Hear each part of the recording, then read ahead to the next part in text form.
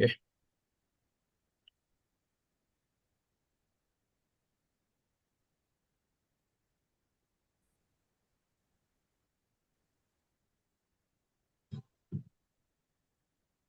ಓದ್ತಾ ಇದೆ ಅಲ್ವಾ?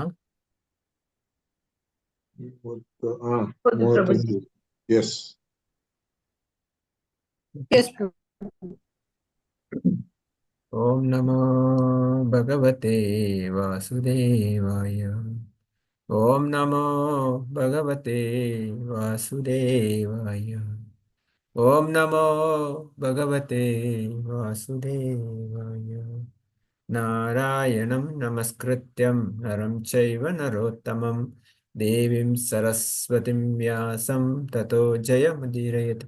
ನಷ್ಟಪ್ರಾಯೇಷು ಭದ್ರೇಷು ನಿತ್ಯಂ ಭಾಗವತ ಸೇವಯ ಭಗವತೆ ಉತ್ತಮ ಶ್ಲೋಕೆ ಭಕ್ತಿರ್ಭವತಿ ನೈಷ್ಟಕಿ.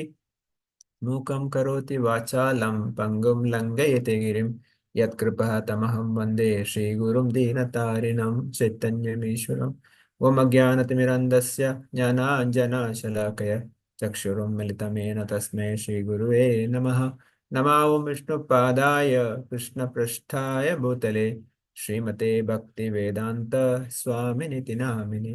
ನಮಸ್ತೆ ಸರಸ್ವತೆ ದೇವೆ ಗೌರವಾಣಿ ಪ್ರಚಾರಿಣಿ ನಿರ್ವಿಶೇಷ ಶೂನ್ಯವಾದಿ ಪಾಶ್ಚಾತ್ಯ ದೇಶತಾರಿಣಿ.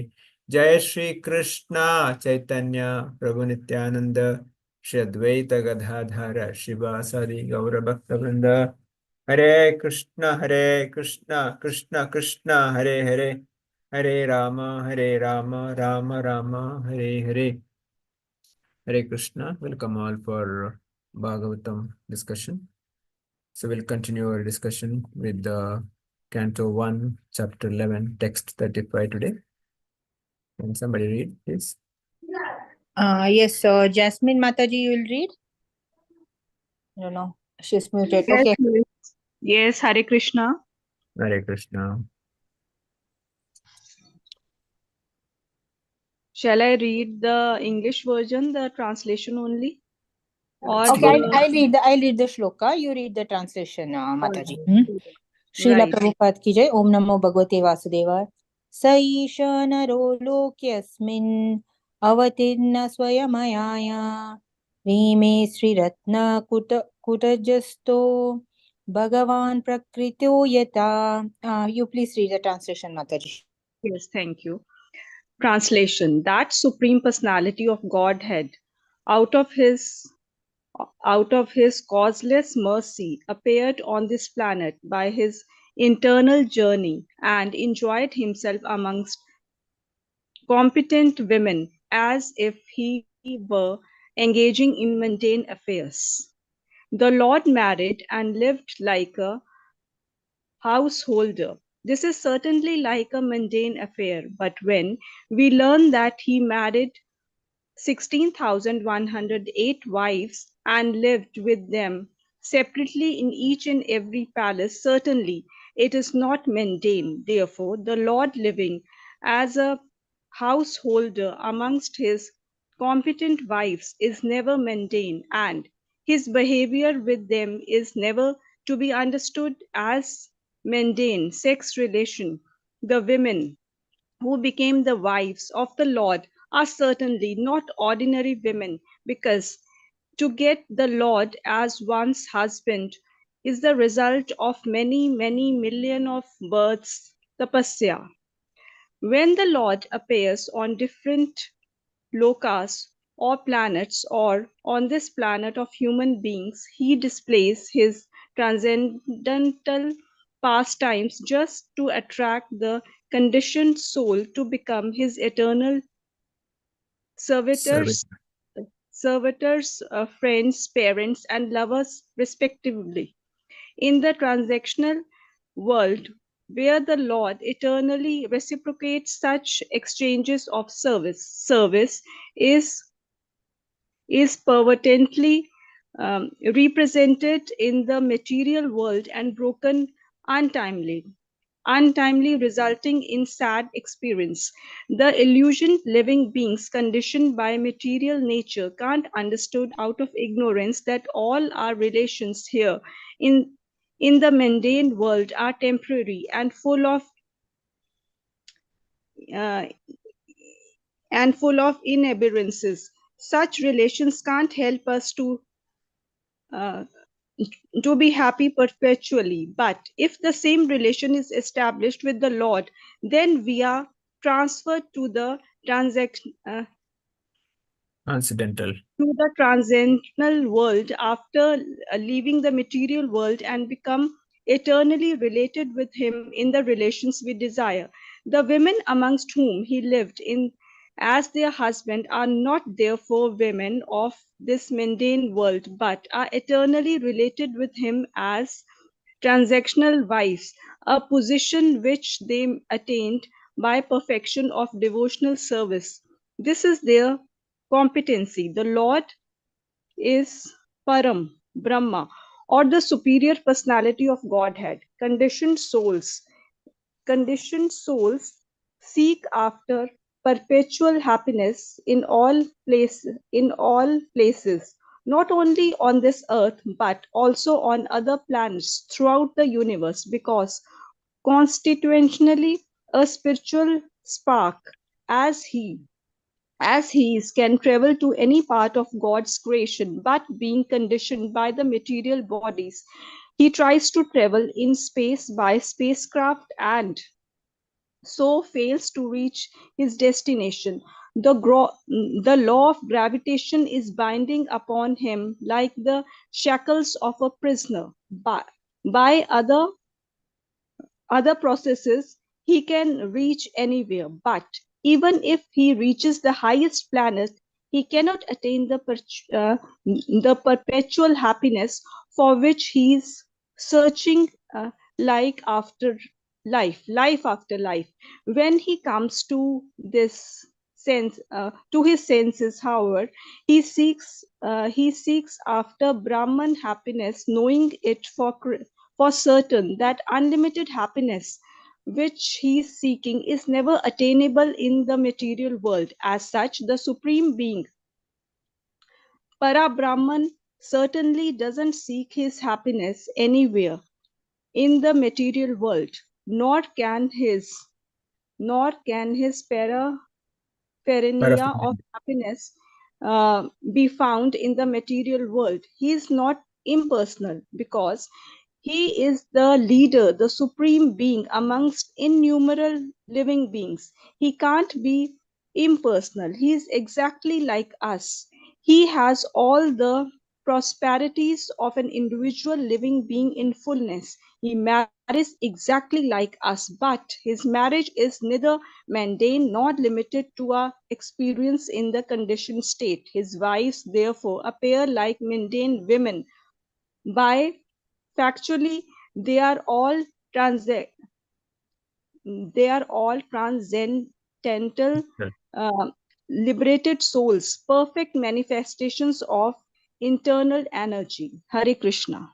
Hare Krishna. Shall I Thank read you. the other one also? No, No, it's not it. fine. Yeah. Okay. Hare Srila Krishna. Prabhupada ki jai. Jai Ho. So further, the glories of Supreme Lord and his wives have been explained here. The Supreme Personality Godhead Sri Krishna, out of his causeless mercy, appeared in the planet. So again, this causeless mercy is very, very important. Mercy itself is important. Mercy is something we are all aspiring for. We are all seeking. We praying to the Supreme Lord and devotees, please give me some mercy. Because mercy is something, there's a definition of mercy is that mercy is something which I get, which I don't deserve. That's the most important thing. If I deserve, it's not a mercy. Like, for example, if I work for somebody, I get salary. That's not a mercy. But I'm getting something which I don't deserve. Example, the kind of a very, crude example can be given. If a street dog comes to a householder's house, the householder is not obligated to feed the street dog because street dog is not supposed to. But where a pet dog, householder is responsible to feed. Now the street dog comes, the householder throws some roti or some biscuit. That is mercy because the householder has no responsibility to feed the street dog. And street dog has no right to ask. but still he gets something. That is a mercy. So here, Supreme Lord gives his mercy, that to causeless mercy, without any expectation, without any conditions. That's the mercy of the Lord. That's the love of the Lord. And because of that, is appeared in his internal potency and enjoyed himself amongst the competent women. So when the 16,108 gopis or ladies whom he married, he says competent. It's not that each and every lady can become a wife of Krishna. So they are competent. Of course, Prabhupada explains later in the earlier also explained, these ladies, these gopis had done so many lives of austerities, so much the bhakti they done. Because of that, they got Supreme Lord Krishna as their husband. Prabhupada and throughout the purport explains, Lord married and lived like an householder, certainly like a mundane affair. So, but his marriage and a marriage in a material world is totally different. His marriage is totally transcendental, beyond any the so-called the sex and so-called mundane affairs. So no way is connected to that. That's why to understand that particular level, we have to go through a lot of purities. Purification has to happen, otherwise it's very difficult to understand. Generally, we may compare with our relationship with the opposite sex to Supreme Lords. No, Supreme Lords and the affairs of the gopis are totally different. That's why Prabhupada says his behavior with them is never understood mundane sex relationship. We cannot understand that. Also, Prabhupada says, so to get Lord as one husband, the result of many, many millions of births, tapasya, not this, that soul would have done the million years of tapasya, the austerity, and after the lot of prayers, Supreme Lord Krishna gets their husband.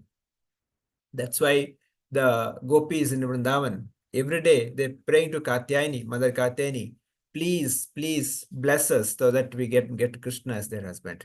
So their only prayer is that even when the Narakasura stole or kidnapped so many gopis, they were all literally praying to that so that they can get Krishna as their husband. So Prabhupada says that generally we can develop this fine kind of rasas, servitors, dasya rasa, friends, sakya rasa, and parental, the vatsalya rasa, and lover, the conjugal lover, the madhuri rasa. And one more rasa is shanta rasa. So these are the five rasas, and jiva can reciprocate with the Lord. It can be shanta rasa, tatastha, or the servitors, dasya. Dasya is generally the dasya rasa is the only rasa where jivas can relate with the Lord. That's why Prabhupada says that our only the rasa is with the Supreme Lord's servant. Dasa, dasa, dasa, dasa, anudasa. There is no other relationship we can realize it unless we are qualified. So only the great personality like Arjuna can be in the friends relationship. And Nanda Maharaj, Yashoda, Devaki, and Vasudeva, they are in the parental, the Vatsalya Rasa. And the Gopis of Vrindavan or Dwaraka, they are in the conjugal love and Madhurya Rasa. So this is how our relationship is that. So as a sadhaka, our relationship is with the Supreme Lord is as only servant. As the Prabhupada says, service is pervertedly represented in the material world in a broken, untimely, resulting in the sad experiences. So service, each soul has to do service, whether to the Lord or to the dog, God or DOG. That is up to us. God or DOG. So those who don't serve God, they may serve dog. That's it. Or even in the material world, there is a service. Husband serves wife, wife serves husband, children serves parent, parent serves children, and the working environment, the employee serves the employer, and that goes on. The politicians serve the society, like that is going on. But service is always there.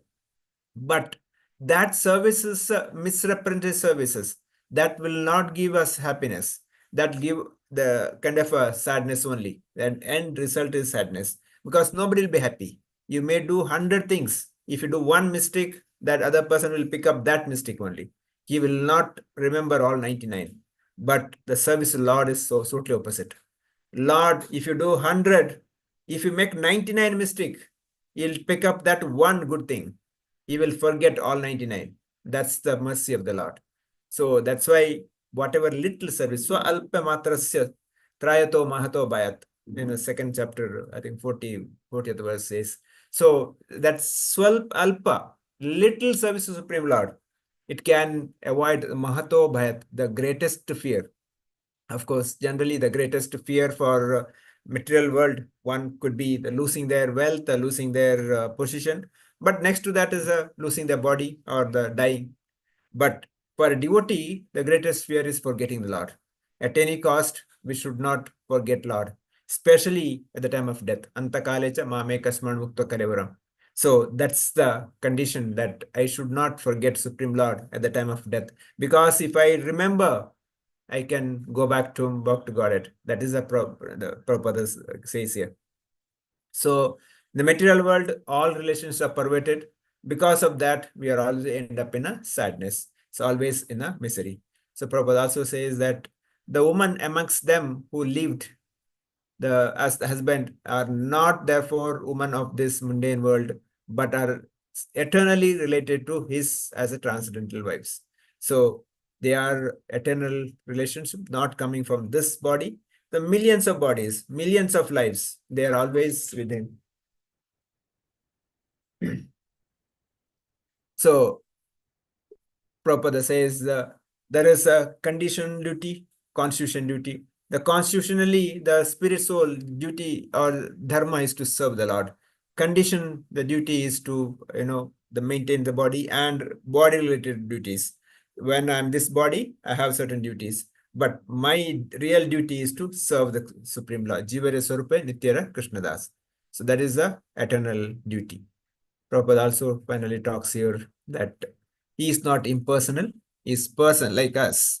We can reciprocate with him, he can see, he can speak, he can walk. There are so many examples. Sakshi Gopal or the Kishore Gopinath are so many examples how Lord himself speak, Lord himself walks. So many examples. Finally, Prabhupada says he has all the potencies of an individual living being in fullness. So Shad Aishwarya, so the beauty, strength, the knowledge, wealth, and renunciation, all these are in 100%. Whereas we may have a very, very little the quantity of that. So quantitatively, he is full. Qualitatively, we may have little. So that's why we may have all the qualities of Krishna very, very minute. Like example given, the sea water, one drop of water can give all the qualities of sea water, but not in a quantity. That's example. The ocean is compared to Supreme Lord, the drop of water compared to the Jiva. That's how we can compare and understand Supreme Lord. Okay, so we'll read the next one.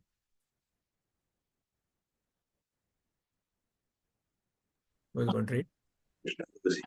It's Umashankar Prabhu. Go ahead. Uddama Bhava Vishunamala Valaguhasa Vridaloka Nihato Madanopi Yesham Samhuya Chapam Adahat Paramodottamascha Yashayendriyam Vimatitum Kuha Kairna Kuha. Translation: although the queen's beautiful smiles and furtive glances were all spotless and exciting, and although they could conquer Cupid himself by making him give up his bow in frustration, and although even the tolerant Shiva could fall victim to them, still, despite all their magical defeats and attractions, they could not agitate the senses of Lord. Purport: the path of salvation or the path going back to Godhead always forbids the association of woman, and the complete Sanatana Dharma or Varnashrama Dharma scheme forbids or restricts association with women. How then one can be accepted as the supreme personality of Godhead who is addicted to more than 16,000 wives? This question may be relevantly raised by inquisitive persons really anxious to know about the transcendental nature of the Supreme Lord. And to answer such questions, the sages at Naimisaranya have discussed the transcendental character of the Lord in this and in following verses. It is clear herein that the feminine attractive features which can conquer Cupid or even the supermost tolerant Lord Shiva could not conquer the senses of the Lord. Cupid's business is to invoke mundane lust. The whole universe is moving, being agitated by Cupid's arrow. The activities of the world are being carried on by the central attraction of male and female. A male is searching after a mate to his liking, and the female is looking after a suitable mate. That is the way of material stimulus. And as soon as a male is combined with a female, the material bondage of the living being is at once tightly interlocked by sex relation. And as a result of this, both the males and females attraction for sweet home, motherland, bodily offspring, society, and friendship, and accumulation of wealth becomes the illusionary field of activities, and thus a false but indefatigable attraction for the temporary material existence, which is full of miseries, is manifest. Those who are therefore on the path of salvation for going back home, back to Godhead, are especially advised by all scriptural instruction to become free from the paraphernalia of material attraction, and that is possible only by association of the devotees of Lord, who are called the Mahatmas. Cupid throws his arrows upon the living beings to make them mad after the opposite sex. Whether the party is actually beautiful or not, Cupid's provocations are going on even among beastly societies who are all ugly looking in the estimation of the civilized nations. Thus, Cupid's influence is exerted even among the ugliest forms, and what to speak of the most perfect beauties, Lord Shiva, who is considered to be most tolerant, who are so struck by Cupid's arrow because he also became mad after the Mohani incarnation of the Lord and acknowledged himself to be defeated. Cupid, however, was himself captivated by the grave and exciting dealings of the goddesses of fortune, and he voluntarily gave up his bow and arrow in a spirit frustration. Such was the beauty and attraction of the queens of Lord Krishna. Yet they could not disturb the transcendental senses of the Lord. This is because the Lord is all perfect, Atmarama or self-sufficient. He does not require anyone's extraneous help for his personal satisfaction. Therefore, the queens could not satisfy the Lord by their feminine attractiveness, but they satisfied him by their sincere affection and service. Only by unalloyed transcendental loving service could they satisfy the Lord, and the Lord was pleased to treat them as wives in reciprocation. The thus being satisfied by the unalloyed service only, the Lord reciprocated the service just like a devoted husband. Otherwise, he had no business becoming the husband of so many wives. He is the husband of everyone, but to one who accepts him as such, he reciprocates the unalloyed affection for the Lord is never to be compared to mundane lust. It is a purely transcendental and the grave dealings with the cues displayed in natural feminine ways were also transcendental because the feelings were expressed out of transcendental ecstasy. It is already explained in the previous verse that the Lord appeared like a mundane husband, but factually his relation with his wife was transcendental, pure, and unconditioned by the modes of material nature. Hare Krishna. Hare Krishna. Srila Prabhupada ki jai. Again, wonderful purport here, Srila Prabhupada. It's a very, very lengthy purport. So we'll try to briefly cover. So here talking about how queens with their beautiful smile and a glance, the spotless, exciting, although they could conquer the Cupid himself, but they could not agitate the senses of the Lord. So example, Lord Shiva's example given. So this is all to kind of make a prove that Krishna is beyond any of these agitations, any of these alterations in the material world. Prabhupada says the Supreme Personality Godhead who is addicted to more than 16,000 wives. So how do we answer that? So if he marries like any other human being or any other jiva, so then what is the difference? That's why Prabhupada brings up this question and then he answers, because his relationship with this any of the gopis cannot be material, cannot be considered at our level. He is beyond that. So that's why Prabhupada here clearly says it's clear here and that the feminine attractive features which can conquer Cupid or even the supermost tolerant Lord Shiva could not conquer the senses of the Lord. Cupid's business is to invoke mundane lust, and the whole universe is moving, being agitated by Cupid's arrow. And the activities of the Lord are being carried on by the central attraction of the male and female. So this is going on in the society. All society running through this male-female attraction. Like if you see any movie, any serial, or any entertainment is connected with that. Or even a newspaper, any advertisement, everything is related to sex. Otherwise, there's no business. So that's why the whole material world today is, revolving within that. So whereas those who are entangled with that is very, very difficult to come out. That's why Prabhupada says those who are therefore on the path of salvation for going back home, back to Godhead, are especially advised all scriptural instruction to become free from such peripheral material attractions. So if our goal is to go back to him, go back to home, back to Godhead, the mukti or liberation, we should keep away from that. So opposite sex should be only for the grahastha, for procreation. Otherwise, we should avoid. Even the boy or girl before marriage should be avoided, and outside the marriage also should be avoided.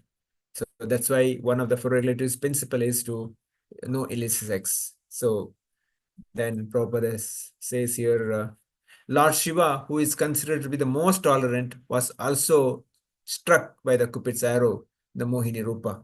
So that's one example gives here. And also example how Lord is Atmaram, is self-sufficient. He doesn't require anything else to satisfy himself. He doesn't require any external, help to satisfy himself. He is self-sufficient. But only with the unallied, transcendental loving services, only we can satisfy him. Our service should be apradihata, and without any motivation. That loving services we can attract Krishna. That's the only way to attract Krishna. Otherwise, nothing else. With this, I'll stop here. Devotees can share some comments or realization. Go ahead. Want to share? Asha Mataji, want to share?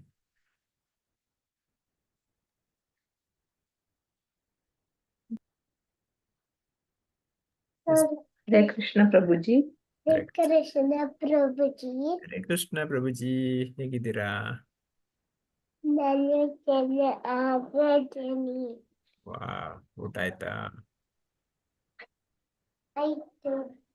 Okay. Anji will talk, okay? My relationship with the Lord is that I am the servant of the Supreme. That's my takeaway. Service is always there, but none of the service gives happiness other than the service to the Supreme. then if my goal is to go back home to Godhead, then I should get out of the material world. God is self-sufficient. He doesn't need anything from anyone, but our goal should be to serve him always. This is my takeaway, Prabhuji. Thank you, Mataji. Hare Krishna. Hare Krishna. Archana Mataji, want to say anything? Hare Krishna, Prabhuji. No, Prabhuji. Thank you, Prabhuji. Jasmine Mataji, anything you want to add? No, Prabhuji, thank you. The class is wonderful. Lakshmi Mataji. Hare Krishna, Prabhuji. Krishna. Yes. So this line, Prabhuji, one can become free of material attraction it can be possible only by the association of the devotees of the Lord. Yes, who are very called important. Mahatmas. True. So everything can be solved, every sadness, everything can be solved only through the association of Mahatmas. True. So that line very much inspired me, Prabhuji. Thank you. Thank you. We should always aspire even a little association. So alpa association, we should not leave. Yeah. Mariappan Prabhu. Hare Krishna, Prabhuji. Hare Krishna. Lord is always having costless mercy on all living entities, and Lord's relations appears to be mundane from all this thing, but it is completely transcendental. Million years of tapasya has enabled gopis to attain the level of Madhurya Rasa with Lord, and each soul is to serve the Lord, serve God. Misrepresented service is waste and completely useless, whereas Lord remembers each and every tiny services and reciprocates in his way of costless mercy. And condition duty and eternal duty and sea water and quality, quantity and all I could understand. And Krishna is beyond material world relations. If one is aspiring for liberation, he or she must completely conquer sexual attraction and free from material desire. That much I understood, Prabhuji. Hare Krishna. Thank you, Prabhu. Thank you, Prabhu. Ramesh Prabhu, say anything? Illa Prabhu, continue. Thank you. Shruti Mataji. Prabhu, thank you. Umar Shankar Prabhu. Krishna Prabhuji. Hare Krishna. Everything is explained, Prabhuji. So it is the not that the Krishna had that 16,108 wives. So most of the people does take about that only. Actually, the people who question, they don't have the exact knowledge. So definitely we should have the knowledge. We should have first itself read the Bhagavad Gita, so that it will be helping us in distributing Bhagavad Gita, Prabhuji. So I think we should have that empowerment so that we can distribute. That's the only service that we can offer. Yes, bro. Yes. Okay, so with this, I'll stop here.